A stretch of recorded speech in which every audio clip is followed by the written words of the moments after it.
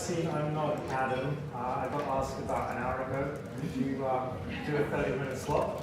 So no one's seen these slides, and they have no idea what I'm about to talk about, but you can see the evolution of persuasion in e-commerce. So I apologize, I'm not a UXer. I'm more of a conversion rate optimization guy, but I hope it will still be interesting and relevant and take us up into the break.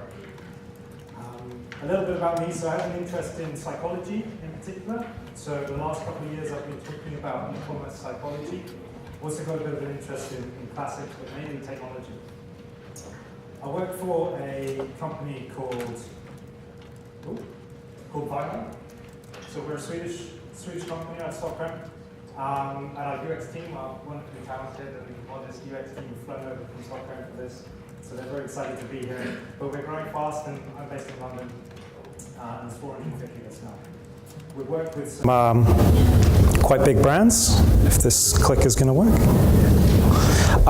Some of which you will recognize, but we've worked in all sectors, B2B, B2C. And I'm involved in a lot of strategic work for these companies. It's a very exciting company to be a part of. I'm going to start off by talking a little bit about a white paper which was released 18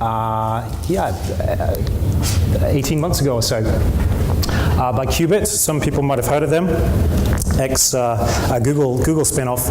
Basically what this was an amalgamation of 6,500 A/B tests and looking at what the results were and seeing if they could pull any conclusions out of all these tests. So a really interesting data set to look at.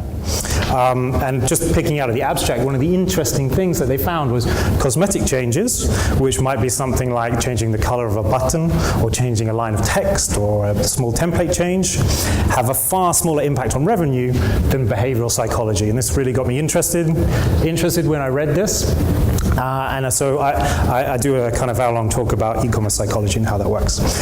But today I'm going to talk about the evolution of commerce.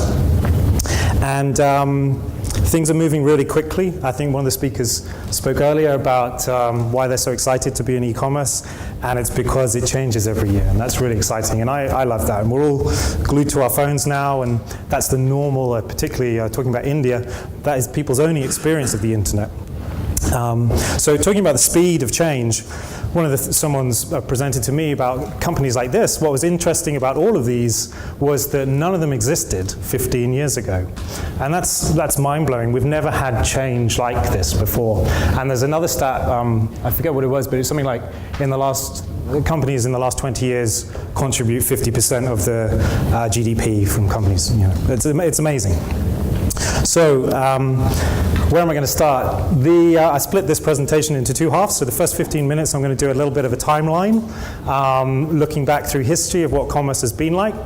And then the second half I'm going to try and pull it together with behavioral psychology of what's still relevant now that was a long time ago. So I'm going to go a long way back. I'm going to start here, in the very initial stages of commerce. So I'm not sure if we looked like this 10,000 years ago, maybe we did. But broadly speaking, physiologically, we're identical to as we were 10,000 years ago. Obviously, we look quite different now because we wear a lot of clothes, but genetically we're the same. So this is before we had money, and the stage is called self-sufficiency stage. And those of you familiar with Maslow's hierarchy of needs, the stages we're looking at here are basically these bottom two ones. We're just looking at survival. And commerce and retail, it's not high on our agenda. We're looking at the basic needs, and our wants are very limited and our needs are very simple. So we might have been doing something with this, I don't know. We might have been doing something with this as well, maybe. But very much a self-sufficiency stage. Moving on. 3,500 years ago, or fast forward very quickly, we get to something which has been referred to as the barter system. And this is where the kind of wants of people have increased as society has developed. And there's a civilization of the market as well. And the first, allegedly recorded, I don't know if you've seen these before, cowrie shells. Economic anthropologists argue about this, whether this really was money or what it started as. But something small, something precious, something distinctive, something that was easily pocketed and could be traded. And it didn't work super well because geographically there were some areas very rich in these shells and some where they're very scarce. And so it was very difficult because of the difference in scarcity. So it didn't last too long, but what it was replaced with, which amazingly we still use today, is gold. And what was good about gold was that it was equally scarce around the world. So it very quickly became the norm. And also I think it has a beautiful aesthetic to it as well, in the same way that the shells did. And jumping back to Maslow, we're now, once we've got gold, we're getting into these self-esteem bits, the prestige and the accomplishment of having some money. I'll fast forward again. I'm going through time very quickly here. And here we get to the origin of money.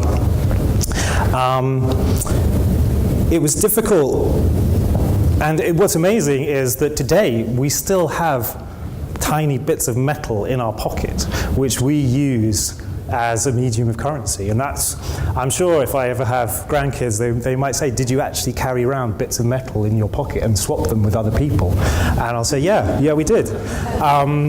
But with the bartering system, what was difficult was that deferred payment was very difficult, divisibility of payment was very difficult, so it was a very natural evolution to get to something like this.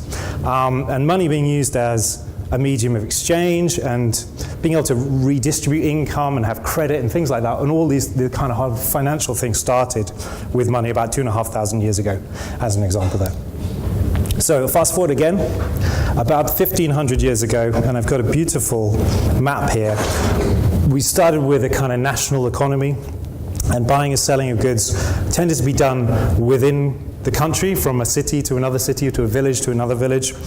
And I think this is from, the 11th century. You have this beautiful map of these trade routes around the world where neighbors would trade with each other, and then you'd find some item from the Philippines ended up in Morocco, and you say, how could that possibly happen? And you could plot the routes. But what we ended up here was a division of specialties, and that one town or one village would be particularly good at making a certain thing, whether it be cloth or shoes or whatever, and another was good at another thing, and naturally trade would evolve. I'll fast forward again to 100 years ago. So here we're getting towards small businesses with merchants selling local goods to local residents and local businesses. A kind of general store, and I think all towns, all villages had this. Arguably a more romantic time, and perhaps something that some people want to head back towards, where that personal experience, which we had then, where you would know the shopkeeper's name, and the shopkeeper would know you, and they would know your buying history, etc., etc. But this didn't last long. About 40 years ago, and obviously I'm jumping around here, but we had the establishment of chain stores and the rise of the corporation, and Walmart's dominating the growth and started essentially the death of the small shops. And small retailers would tremble when one of these was coming. So this is in the 70s and in the 80s.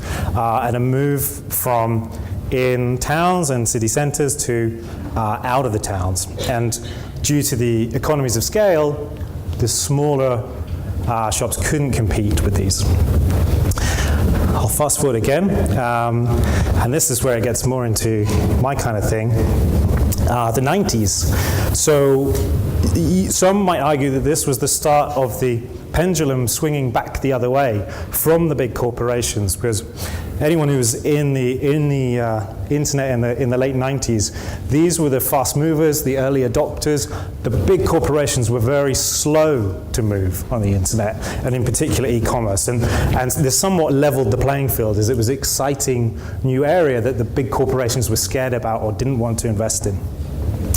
And certainly Windows 95 was a big moment for me, certainly growing up.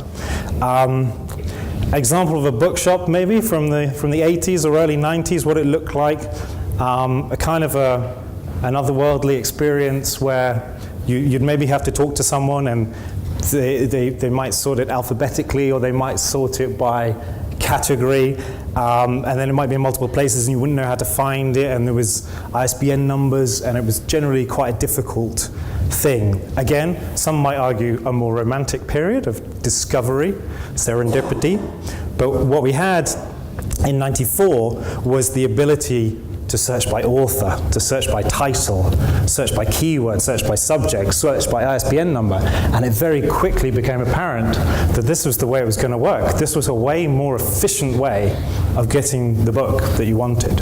And essentially, one of the things I talk about with our clients today is the importance of good on-site search with suggestions and recommendations and autocorrect and semantic search and things like this.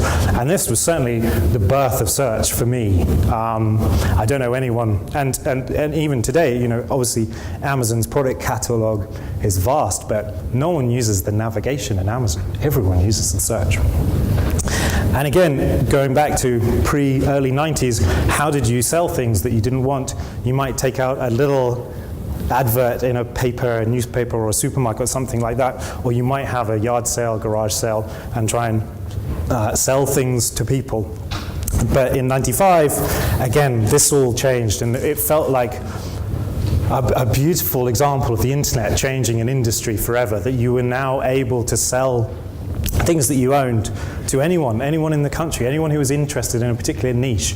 And for collectors and enthusiasts of particular things, this was a revolution, and it was a beautifully kind of felt democratic example of the internet, and certainly inspired me, and Amazon and eBay in the mid-90s certainly got me into e-commerce, which I've stayed ever since. And there's a statistic that in the UK alone, there's over 1,000 self-made millionaires from eBay, which is incredible. Slightly more boring example, in 1995, Netscape developed encryption and secure socket layer. And this was huge. This was a game changer for e-commerce. Couldn't have happened without it, and enabled you to transact with credit cards online. A game changer. 20 years ago, so if people remember the millennium bug, but also we had the dot-com crash, which is represented here by, this is the NASDAQ. So if anyone remembers 2000 and all the excitement and enthusiasm and exaggerated claims that were happening, that almost every retailer said, we're going to go online, and their share price would jump up. But what's not talked about so much is what happened afterwards. And if we look at the next 15 years, you can see that the enthusiasm was warranted, and people realized that the internet was going to change everything. But it just took 10 or 15 years for that to kind of play out and change everybody's industry. And I think we see, 18 months ago, we had something similar with the blockchain as well, where people started understanding this is going to change everything, this is going to happen. But then we saw this massive decline as well. So I think in about 15 years' time, everything is we're going to see this again. I'll fast forward again. Again, this is super boring, but I thought I had to mention it. The payment card industry standardized this, and this was another game changer. And if I guess you're all involved in e-commerce, so you're aware of PCI compliance, but this was 2004, and this was the kind of turning point where my parents' generation would never order something online. Too risky, don't know, don't trust it. But here, this standardized things and enabled those outside of the early adopters to embrace and say, okay, actually, the internet is all right. They were fine ordering something over the phone, but I don't understand how that works, but not online. And then 5 years ago, the last kind of major shift, I would say, that we had was everyone moving onto mobile devices. And if you went to any conferences 5 years ago, everyone was just talking about mobile, but it's established now. And that was kind of the last biggest change that we've had. And this was the tipping point, apparently 2014, when we got to the majority of users going onto mobile devices. And we, as Vaimo, we have some e-commerce clients who are 95% mobile, 95% of their revenue are mobile. I'm sure obviously, from my understanding in India, it must be something which is 100% mobile, and that's the way it is, and mobile's not going away. Phones are getting bigger, smarter, clearer, and everyone's on board with it now. So here we are, global economy. It's a mobile economy, global economy. Everything is sped up. And now it's not possible for a single country to produce everything that they need. And we have to have global trade. We have the World Trade Organization to manage things like this. So what I'm going to talk about now is loop back to that behavioral psychology piece and say, this is the evolution. So the guy from 10,000 years ago and the millennial, huge differences between them and how they live. One has a huge amount of choice, nothing but choice. Every decision we make, we've got loads of options of what we do. And these guys, they don't have any choice, really. But if I had to market to both of them, if I had to sell them something, what behavioral techniques would I use? What would be effective that would work on both? So the first one I'm going to talk about, which you're probably familiar with, social proof. Collective opinion or herd mentality, increasingly user-generated content for us today. One of the examples I use is the queue outside the nightclub. So why do we have queues outside the nightclub? It's not because the nightclub is busy. It's because the owners of the nightclub want you to think it's busy. So they have a long, thin queue where people line up, and people are like, okay, that's obviously a popular place. Let's go and check that out. Collective opinion is attractive. All these people are interested in going this place. It must be pretty good, right? Another example I often use is the two restaurants next door to each other. One is really busy, it's going to be difficult to get a table, and the other one is completely empty and dead. Which one do you want to go in? You want to go in the busy one. It's social proof. It would have been relevant 2,000 years ago. If all your friends were going to the Colosseum, you would want to go and see that too. It's timeless, something is popular, we will be attracted to it. And we want to back winners as humans. We want to back winners. We don't want to back losers. It's painful to back a loser. We want to back a winner. Some examples in modern day, where do we see social proof in action? So these are the kind of KPIs that social media managers are measured on. How many likes, how many favorites, how many retweets, how many comments, engagement. And I don't know who this is, but I know it's really popular. I know this is someone really important. And so collective opinion, and the best way to do it for e-commerce, or the most basic way to do it for e-commerce, is reviews. And everyone knows reviews, and this is one graph we had for a client where we know statistically the more reviews you have on a product, the more revenue, the more purchases you get. It's super simple. And it doesn't even matter so much if they're, I could talk a lot about this, but it doesn't even matter if they're good reviews as well, just reviews. Just have some engagement on them. And there's studies that show that if you only have 5-star reviews, that's actually detrimental. The idea is to get beyond reasonable doubt. And yeah, I'll talk a little bit about Amazon, who kind of, as well as on-site search, kind of invented the customer review as well. It's certainly the first place I ever remember leaving a review online. And there's all kinds of psychology on here as well. And they actually say that they are interested in people who read the 1-star reviews. Because if you're reading the 1-star reviews, it means you're very close to the point of purchase. And you're trying to justify to yourself and find out all the little negative things about this product. So if a user is checking out the 1-star reviews, that's a really good sign. And it actually gets a little bit meta here in that you have hundreds of reviews and then you're asked to review the reviews. So this is like Inception here, that they're generating stuff. And this, I mean, I get to look at a lot of data from a lot of clients that we do, and we know that if users are happy to upload photos of themselves, demonstrating the product, this is gold. This is dynamite for conversion. People love this, and these are not models. These are people who have taken it upon themselves to add the photo, add the hashtag, and we have some clients using this on their product pages, and it's so much more genuine and authentic.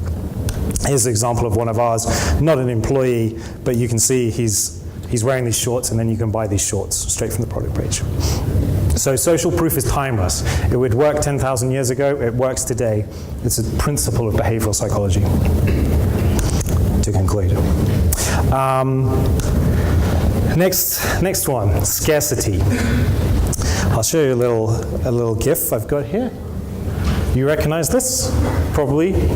This is Black Friday in the States. Again, I could talk about this a lot, but the principle here is if it's scarce, if it's in limited supply, then the thinking is it must be worth something. And I know from talking to retailers behind the scenes, particularly fashion ones, that this is an artificial construct. The clothes that they're selling on Black Friday, Cyber Monday are from a different factory, made to a different specification at a much cheaper threshold than the ones that are sold throughout the year. So, and the same, they bring them in the month before, have them at full price, then they're able to discount them. There's loads of loopholes, loads of gray areas, things to walk along. But we end up with scenarios like this, that if it's in limited supply, and there's so much drama here, and there's people's faces smiling, there's a guy having a beer in the bottom corner, and a guy with a microphone kind of giving commentary on the excitement that's going on here. But it's all based around scarcity. And if there was 10,000 of these TVs, there'd be no scarcity, and we wouldn't have this. These people wouldn't be buying them. But if there's 10, this is what we end up with. Some other digital examples of scarcity and where it's used. This was an example from a few years ago from a mailbox account where you'd sign up and they'd immediately tell you where you are in the queue. So this was quite demoralizing at first, in that there's 36,000 people in front of me. But then what they tell you, there's 600,000 people behind me. So I'm immediately thinking, okay, I'm going to stay in this queue. I've made a good decision. I'm doing all right. Probably, had it with lunch a little while ago. But this is the principle. If it's hard to get, it must be worth something. And unfortunately, people get injured and so on. So, scarcity. Next one, which is a timeless principle, urgency. Here's a prehistoric example. For the guy 10,000 years ago, if something was urgent, it was probably a life or death scenario. And we're very much on that bottom rung of Maslow's hierarchy of needs. A more taming, real-world example might be something like this, happy hour. If you know happy hour is ending at 8 o'clock, you're going to make a conscious effort to get to the bar before it. And if you get there 10 minutes after happy hour, that's a very demoralizing thing to happen.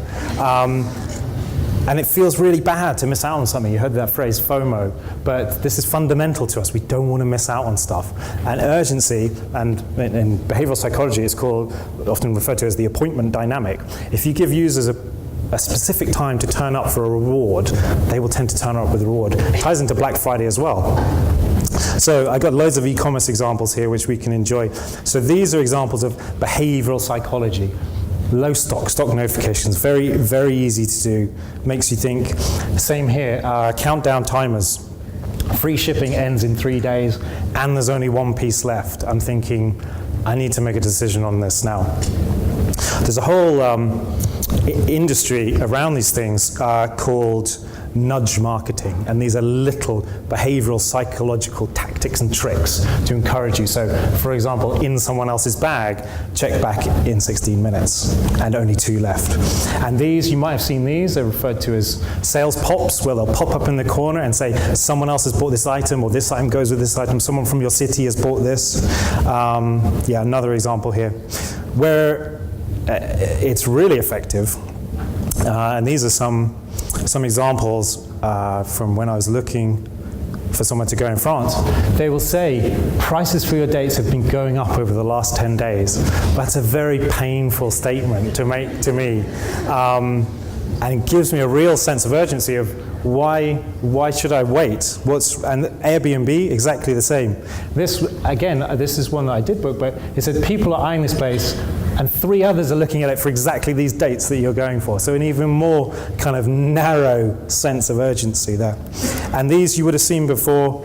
2 people are looking at this hotel right now, and also up here, And there's just one left at this price. Oh. Massive strike-throughs. But the best example, 2 seats left at this price.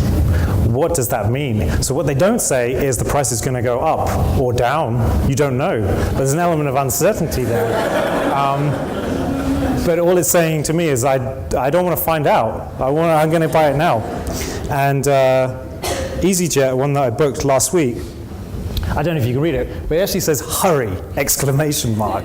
It's really in your face.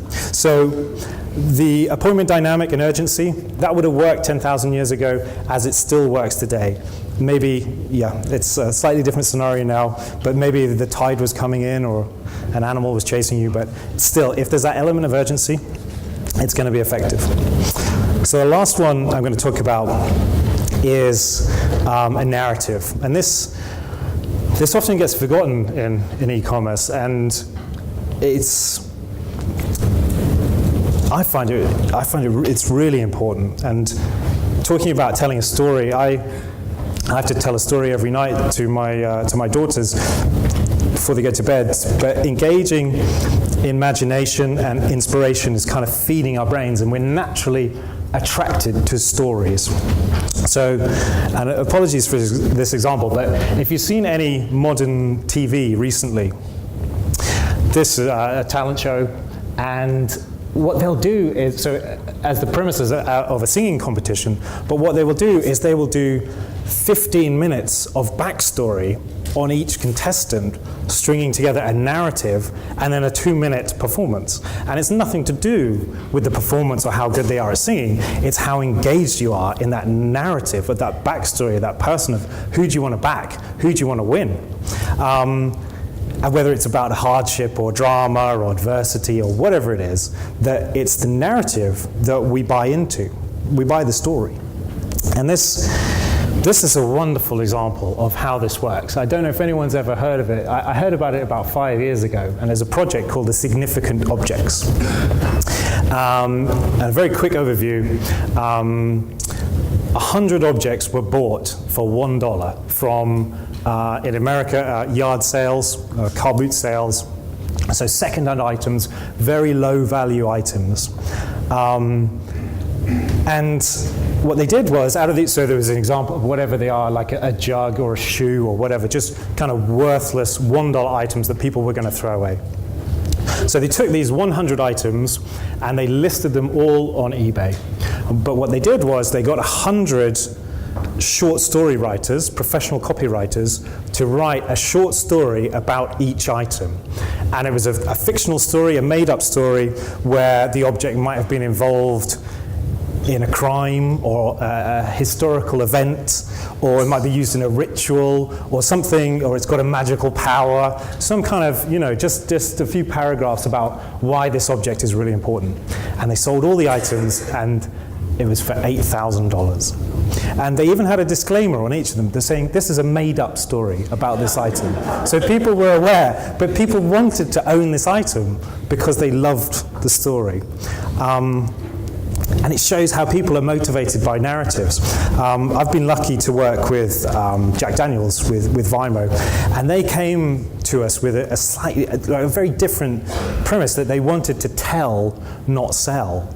And so they didn't have a focus on conversion rate. They weren't worried about that. What they wanted to do was tell a wonderful story. And I think everyone knows Jack Daniels, and you've probably seen their adverts. They basically just write a wall of text of some story about Lynchburg.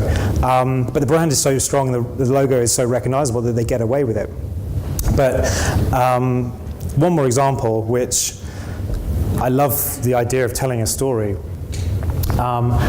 You've probably all seen this. It's like an outdoor apparel wear. But I read an article about a year ago about the founder, who's a really, really interesting guy, about his life and about his principles, and what they do and how they make their clothes, and how anti-Trump he was. And they took out a full-page advert in the New York Times saying, "Don't buy our clothes," which is a really ballsy approach. But after reading this article, I immediately bought a jacket from them. And I wasn't too fussed. I wasn't too fussed about the color of it or the style of it. I was like, I want to be part of this brand. I want to be part of this story. So I'd recommend you check them out. And also, I really enjoyed what Yolanda was talking about earlier. Their sustainability credentials are amazing. So anything you buy from them, they're happy to repair it. Send it back to them, they will repair it, and then you can have it back. And I think that's a wonderful principle for them. So this is a story, an example of a brand. So there's hundreds of brands selling outdoor apparel, but I love this story, and as a result, I love this brand. So that's the last section. I'll just loop back around to this white paper, which I talked about, what works in e-commerce. It's a very maths-heavy paper, a lot of statistical analysis, but the conclusion of it was what actually works in e-commerce. And these are the three things which they deemed are the most effective. So scarcity, social proof, and urgency. These are the ones out of 6,500 A/B tests showed an uplift in revenue. And you can see things like changing the color of a button, that's all bullshit. It doesn't matter. Focus on the revenue and focus on these underlying, primitive behavioral psychology principles if you want to drive revenue. So that's them, a little summary, but that's me done. Thanks very much.